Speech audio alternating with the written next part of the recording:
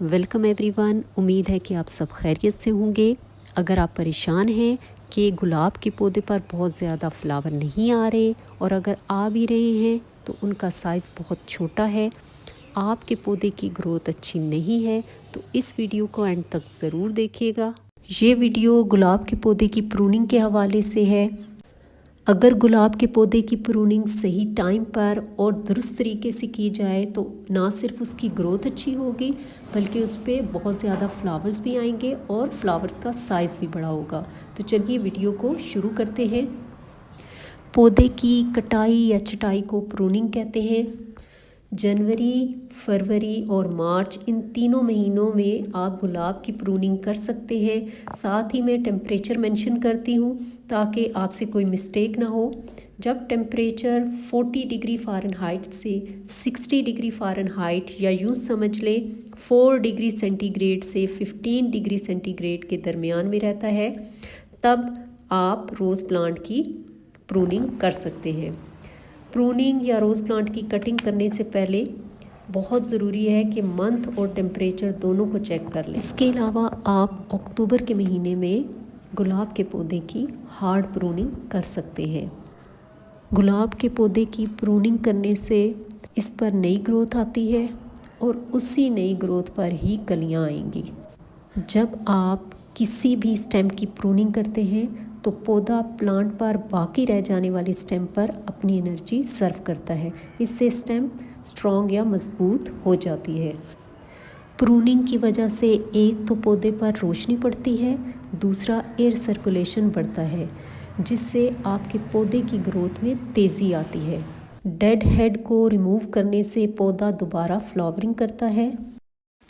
गुलाब के पौधे की प्रूनिंग करते हुए सबसे पहले आपने सूखी हुई टहनियों को पौधे से अलग कर देना है।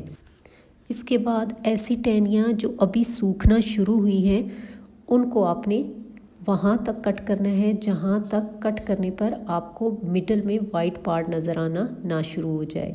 अगर आपको ब्राउन पार्ट नज़र आ रहा है तो आप कटिंग करते रहें। जैसे ही आपको मिडल में वाइट पार्ट नज़र आया तो आपने वहीं पे स्टॉप कर देना है। इसके अलावा ऐसी टहनियाँ जो बाहर की तरफ ग्रो करने के बजाय क्रॉस में ग्रो कर रही हैं उनको भी आप काट दें। ग्राफ्टेड गुलाब के लिए एक बात ख़ास तौर पे समझ लें कि जिस जगह से इसको ग्राफ्ट किया हुआ होता है उससे ऊपर जो ग्रोथ आएगी उसको तो आपने प्रून करना ही है और वो सही उस पर टाइम का ख्याल रखना है। लेकिन ग्राफ्ट के नीचे अगर ग्रोथ आती है और वो साल के किसी भी टाइम आती है आप उसे हटा देंगे। अगर आपने उसे नहीं हटाया तो आपका जो मेन पौधा है वो ख़त्म हो जाएगा और ये जंगली गुलाब नीचे से ग्रो करना शुरू हो जाएगा जिस पे फ्लावरिंग कभी भी नहीं आएगी। कटिंग करते हुए हमने ऐसी बड को तलाश करना है जो बाहर की तरफ हो। अब जो कट लगाना है वो बहुत ज़्यादा तिरछा नहीं लगाना और ना ही फ्लैट लगाना है और बड के बिल्कुल करीब से भी नहीं लगाना। जहाँ पे बड है उसका रुख बाहर की तरफ हो। उस बड से आपने बहुत दूर से नहीं कट करना बल्कि थोड़ा सा हट के नीचे की तरफ 45 का एंगल बना के कट करना। अगर आप फ्लैट कट लगाएंगे तो उससे क्या होगा, बारिश का पानी उसके ऊपर ठहर जाएगा और फंगल इन्फेक्शन होने का ख़तरा रहता है।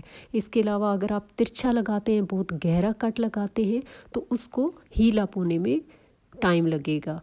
और अगर आप बड के बिल्कुल करीब से कट लगाते हैं तो इससे आपकी बड भी डैमेज हो सकती है। प्रूनिंग तभी करें जब मौसम साफ़ हो, बारिश एक्सपेक्टेड ना हो, ना ही इससे बिल्कुल पहले बारिश हुई हो और ना ही इसके फ़ौरन बाद बारिश होनी हो। गुलाब का पौधा हैवी फीडर है। अगर इसकी सॉइल में ज़रा सी भी किसी ज़रूरी एलिमेंट्स की कमी हो जाए, डेफिशिएंसी हो जाए तो फिर वो ज़ाहिर भी होनी शुरू हो जाती है क्योंकि ये बहुत ज़्यादा अपनी एनर्जी सर्व करता है फ्लावर की प्रोडक्शन में, उनको ग्रो करने में।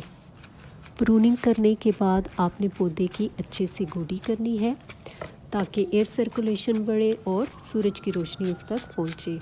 फिर इसकी मिट्टी में गोबर की खाद शामिल कर सकते हैं। पॉट में लगे हुए गुलाब के पौधे को, अगर वो 12 इंच का पॉट है तो आप उसमें 1 मुट्ठी गोबर की खाद ऐड कर सकते हैं और अगर इससे बड़ा है तो इसी तरह आप रेशो को बढ़ा सकते हैं।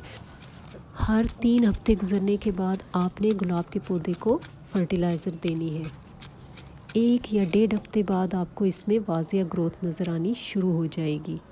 स्टार्टिंग में गुलाब का पौधा थोड़ा सा टाइम लेगा, लेकिन जब उसकी ग्रोथ स्टार्ट हो गई फिर तो मैजिकली वो ग्रो करेगा और चंद ही दिनों में आपके गुलाब के पौधे पर बेशुमार कलियां आनी शुरू हो जाएंगी।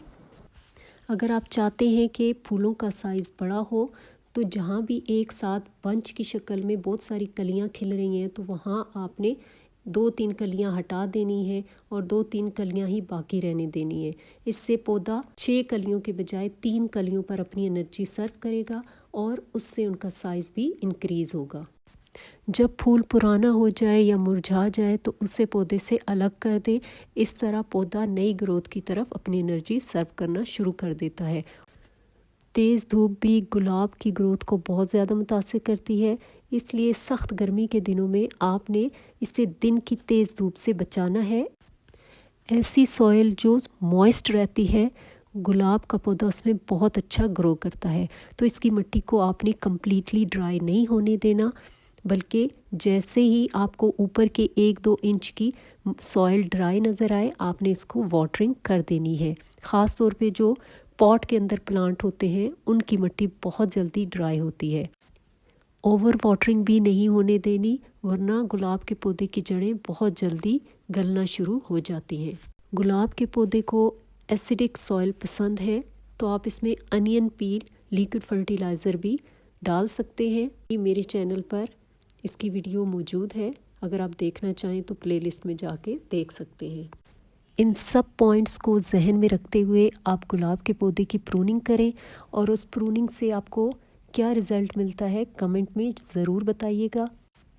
उम्मीद करती हूँ कि मेरी आज की वीडियो आपके लिए बहुत हेल्पफुल साबित होगी। वीडियो अच्छी लगी हो तो इसे लाइक कर दें और अगर मेरे चैनल पर नए हैं तो इसे सब्सक्राइब भी कर दें और बेल आइकन को ज़रूर क्लिक करें ताकि मेरे आने वाली हर नई वीडियो का नोटिफिकेशन आपको मिल जाए। Thanks for watching.